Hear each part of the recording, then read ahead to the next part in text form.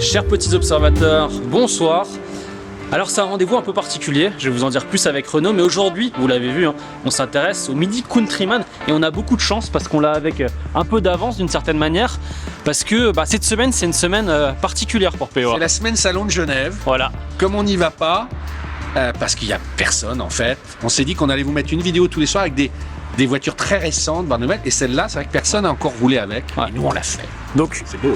On devait y aller, on a l'accréditation et tout, mais pour que vous puissiez voir un peu des voitures différentes, parce qu'en gros c'est groupe Renault et des voitures asiatiques. C'est les seuls présents voilà, là-bas. C'est ça. Là, tous les soirs à 18 h jusqu'à dimanche, quand même costaud, hein, vous allez avoir une voiture. C'est pas un essai, c'est un peu plus qu'un salon parce qu'on va quand même un petit peu aller rouler avec, mais on va montrer des petits détails, des petites choses, un petit quart d'heure ensemble. Alors la Countryman, C'est le blanche. Ouais, non mais la Countryman, t'es content de l'avoir. Hein. Là, très content, je l'ai depuis ce matin.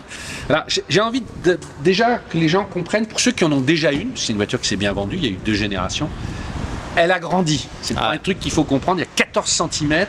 J'ai envie de te dire, c'est un break Volvo presque maintenant. Ouais. Ça vaut le prix d'un break Volvo. On a 4,43 je crois. 4,43, 4,44 et en hauteur aussi. Ouais. Donc pour ceux qui ont des parkings, si tu veux, où ils rentrent au chausse-pied, il faut le savoir. Ouais. Moi, j'en avais pas avant, donc ça me concerne pas. C'est vrai qu'avant, en termes de taille, c'était une compacte. C'était comme une Golf et tout, 4,30 m. Ouais. Clairement, c'est un petit break, c'est assumé. Donc j'ai envie tout de suite de commencer par là pour ceux qui seraient vraiment clients.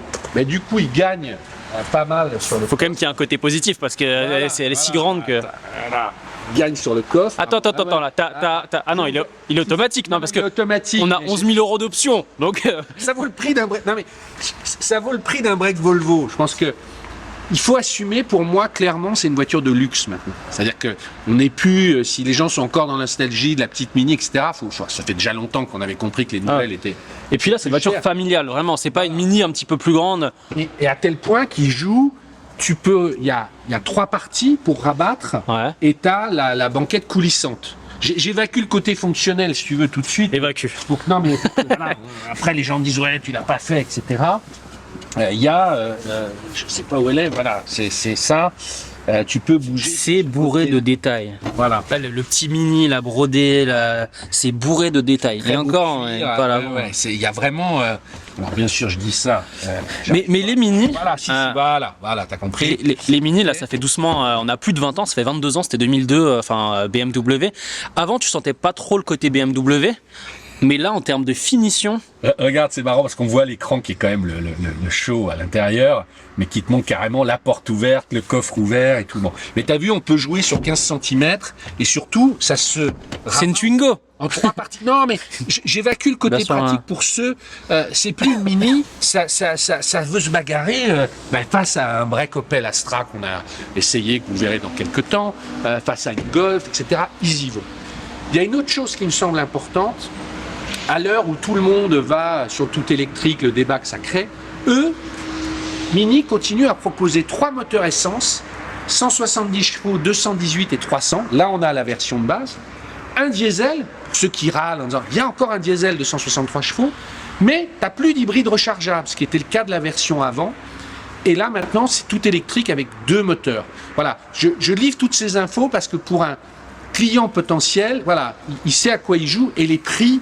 Ça va de 40 000 à 60 000. Il y a un configurateur qui est très bien fait, donc vous n'avez pas besoin. Là, notre version, juste pour que, voilà, comme ça vous avez un prix en tête, notre version avec les options, on a 11 000 € d'options, on a une très belle config à l'intérieur, on a un peu plus de 50 000 €.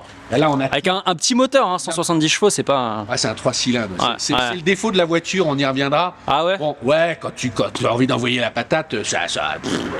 L'avant a beaucoup changé. Les phares ronds, là, c'est fini. Ça paraît fou pour une Mini parce que c'est quand même un peu emblématique. Phare rond d'une Mini. Là, on part sur du. On a un proprio de l'ancienne qui est passé. C'est la première chose qu'il a dit. Ils sont où les phares ronds? Et franchement, pour moi, c'est le genre de truc tu la vois 3 fois, tu oublies. Là, ce qui est sympa, c'est toujours le bicolore. Franchement, le dessin des jantes, si tu regardes et tout. C'est une voiture qui est chic et qui, je trouve, assume très bien son statut. Et c'est de bon goût, quoi, parce que c'est jamais... Pour moi, elle est fun, mais plus rigoureuse. Tu vois, typiquement comme les poignées qui sont BMW, et le côté un peu plus anguleux. Avant, elle était quand même très ronde et tout. Là, tu as l'impression qu'il y a un step un peu, ça se veut quand même plus... C'est clair. Et regarde, tu vois, Bon, on l'avait planté, mais tu sais, maintenant, ils ont mis des tissus recyclés qui sont rétro-éclairés. Je sais pas si on verra. Ouais, ils changent suivant les ambiances. Il y a, tu vois, la qualité du cuir. On sent BMW là. Ouais. Mais dans le sens, ce qui est fou, c'est que cette bagnole est basée sur le X5, que je trouve caricatural, trop gros, trop comme s'il est naso, si tu avais fait des injections de Botox. Alors que là, cette plateforme, elle est nickel parce que tu as une vraie voiture. Bon, on va à l'intérieur parce que c'est un gros bout. Voilà. Est-ce que ça fonctionne ou pas? Parce que quand même. Parce que...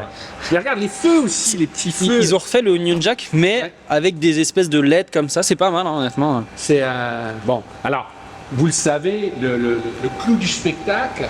Parce que si on n'entend pas Renault, parce que alors Renault le disait, le gros bout c'est l'intérieur. Voilà. Ça a beaucoup déjà discuté dans le monde entier. C'est ça qui est intéressant. Sur cet écran rond, c'est un disque, tu vois. Où on a 24 cm de diamètre, il est OLED, ça je tiens vraiment à le dire, le fait que ce soit OLED, parce que j'en parle. Ça c'est toi qui sais ça. Mais j'en parle depuis longtemps en fait, c'est Samsung qui a beaucoup fait sur les écrans OLED, ça permet d'avoir des noirs profonds. Et typiquement en voiture, quand on est dans la nuit, avoir des écrans LCD rétro-éclairés, ils sont toujours un peu gris. Là t'as un vrai noir profond, on le voit, ça fait la différence quoi. En fait t'as plein de configurations, je vais vous montrer ce qu'ils appellent expérience. Mais dès que tu changes, je vais vous mettre le go-kart par exemple, si tu veux conduire façon mini, tu vas entendre des bruits. Tu vois, tu passes, là t'as le contour et tout. C'est très con, mais c'est drôle. Oui, mais en fait, c'est pas du tout con parce que face à une génération qui vit d'écran, qui vit d'interface, qui vit de le fait de pouvoir choisir. Alors je vais te mettre après, bien sûr, t'as le green, tu vois. Tu te choisis la tienne, ce qui est très bien fait. Hop, si tu veux revenir là sur ta température, volant chauffant, siège chauffant, etc. Hop, tu apparais là. Si tu veux passer, tu reviens au menu principaux. Je vais pas faire tout le cours, hein. C'est très fluide en tout cas. Mais c'est assez épatant parce que vraiment c'est des ambiances très différentes. Et alors, ce qu'il y a de bien, c'est qu'ils ont gardé un affichage tête haute à lamelles. Alors, c'est pas le top du top, hein, franchement. Ouais, ce que j'allais te dire, parce qu'en fait, vu qu'il y a le compteur et que ici.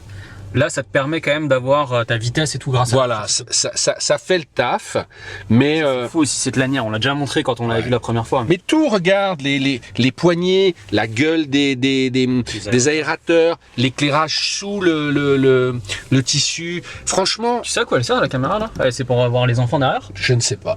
C'est une bonne question. Attends, je vais éteindre la musique. Et tu as, alors moi je vais te remettre, moi j'aime bien le mode ancien, mais tu vois, t'en as vraiment. Mais ils s'amusent en fait, parce que les écrans, ça fait en gros 10 ans qu'ils commencent à être intégrés. À chaque fois on a l'impression que ça sert à rien. Là au moins ils s'amusent, il y a un côté rétro. Franchement c'est exactement ça. Et le côté il s'amuse, je trouve que tu le retrouves à bord, dans la conduite, etc. Si tu veux, on va y aller. On va continuer la discussion. Je vais te laisser mettre ta ceinture dans ces beaux fauteuils. La ceinture, on a un temps exécrable. Ouais, ben c'est. Mais abonnez-vous à POA, c'est important parce qu'il va y avoir des vidéos toute la semaine. Hein. Ouais. Là, tu as un chargeur à induction. C'est stylé la clé aussi. Une petite boîte ici. Parce qu'en fait, l'accoudoir, lui, ne s'ouvre pas. Je vous montre ça, c'est important. Il est bien placé. Mais... Il s'ouvre pas, il y a un moment... Non, c'est ce que m'a dit l'attaché de presse. Donc là, c'est remplacé par la boîte. Tu as le grand toit ouvrant qui change toute la vie, le panoramique. Alors, attends. Franchement, c'est très stylé. Ensuite... Ah, le levier de vitesse est ici. C'est aussi un switcher. Ok, d'accord. Tu as encore... quand même l'essentiel, là les caméras de recul, je te les montre, hop, si tu allumes, tu vois, tac, tu vois ça. Okay. Là tu peux choisir derrière. Ah, t'as la 3D aussi, ça peut être très stylé ça. Voilà. Ça j'aime bien, c'est comme ça. Franchement, ils sont complètement aux normes et ça fait du bon boulot, quoi, tu vois. Juste ça sert à quoi? Ah ok. Ça c'est vrai que les aides à la conduite, en fait, que tu peux... Propulsion, châssis. Tu vois, quel mode tu veux? Alors on va faire... Toi tu m'as mis en personnel, mais... moi j'aime... Allez, green. Green, tu veux green? Allez. On est écologique. Voilà. Donc là je passe, tu vois, je suis en drive et c'est parti. Voilà, le but c'est de faire un petit tour, mais... T'entends la pluie, vous êtes content? C'est comme si c'était un salon, mais on peut quand même faire un petit tour de 5 minutes, quoi. On vous emmène. Il y a très peu de vidéos en fait d'essais de la voiture. Ouais. On a eu la chance de pouvoir la voir. Trop vite. Et effectivement, à la base, comme je vous ai dit au début, on devait vraiment aller à Genève. Et on s'est dit, finalement, vous allez voir très peu de voitures. Là, au moins, vous allez avoir une voiture différente. On vous dit pas tout, hein, comme ça, vous allez voir au fur et à mesure toute la semaine. Mais et ça sera toujours le même format, un petit quart d'heure comme ça ensemble, extérieur, intérieur, et puis on ira faire notre petit tour. Tu disais ce 3 cylindres, il a un petit peu... Ouais. Alors d'abord, il y a quand même un truc où tu retrouves, j'ai l'impression qu'à chaque fois, ils grossissent la jambe du volant. Ceux qui suivent Iowa, à chaque fois que je parle de ce truc très bien, là il est mais gigantesque. T'as l'impression de tenir, je sais pas moi, les anneaux des Jeux Olympiques, c'est hyper puissant. Et tu sens la voiture. C'est-à-dire que dès le départ, tu sens sa masse. C'est un petit, alors c'est 170 chevaux, mais c'est un 3 cylindres. Tu sens, je sais pas comment t'expliquer au feeling, tu te dis ah ouais, il y a quelque chose de consistant et en même temps tu te dis, tu vois, les sièges sont relativement fermes. Et il y a une autre chose que je trouve assez intéressante, c'est la visibilité. Tu as des gros rétroviseurs, on voit très bien. La visibilité arrière aussi est très bonne. Et ça, c'est très agréable. J'ai l'impression que on peut reprocher parfois à des voitures, si tu veux, d'être un peu conçues dans des bureaux. Pardon. On peut reprocher parfois des conceptions d'auto qui ont l'air un peu déconnectées, qui sont un peu hors sol. Là, quand tu la conduis, la visibilité avant, arrière, etc. est très bonne. Et ça, c'est très agréable. Et même quand tu tournes la tête, je sais pas si tu vois, avec la 3e vitre, Ah ouais, tu vois effectivement, très ça bien. quelque chose de custom. C'est-à-dire que tu n'es pas obligé d'ailleurs de naviguer à la caméra. Et ça, je trouve ça vachement bien. Puis il y a l'intérieur, les couleurs, moi je trouve ça très cool. Et c'est un peu orange beige, après on part sur du bleu. On a toute notre sellerie full cuir, un peu camel. Franchement, Ça, il y a que aujourd'hui qui s'amusent encore à faire. Il y a tellement de voitures noires. un petit défaut, c'est le bruit des essuie-glaces. Là, Et ça fait un boucan. Ouais. Je sais pas si on s'en rend compte à la caméra. Parce Alors, que tu vois, je vais écraser là, j'ai le droit d'aller à 70. Tu vois. Attends, mais t'es en mode éco. Ouais, alors attends, il faut que je le mette en mode. T'as un sport. Bah, c'est go-kart. Go-kart. Voilà, hein. Il y a un temps de latence qui est quand même. Tu vois, Ouais.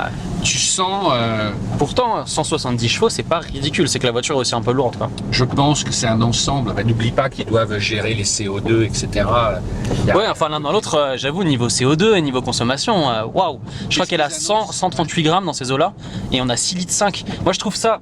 Honnêtement, c'est une voiture de 2024, elle vient de sortir. Je trouve ça beaucoup, tu vois. Non, mais on nous parle toujours de tendre vers les 100 grammes et tout. Là, 138 grammes, je trouve ça vraiment beaucoup. Oui, mais en même temps, je pense que c'est le revers de la médaille de Mini qui dit je continue à proposer des thermiques, des essence, diesel, etc. Le fait de plus aller en hybride, de dire bah, sinon vous basculez sur l'électrique, au moins le client a le choix, j'ai envie de dire.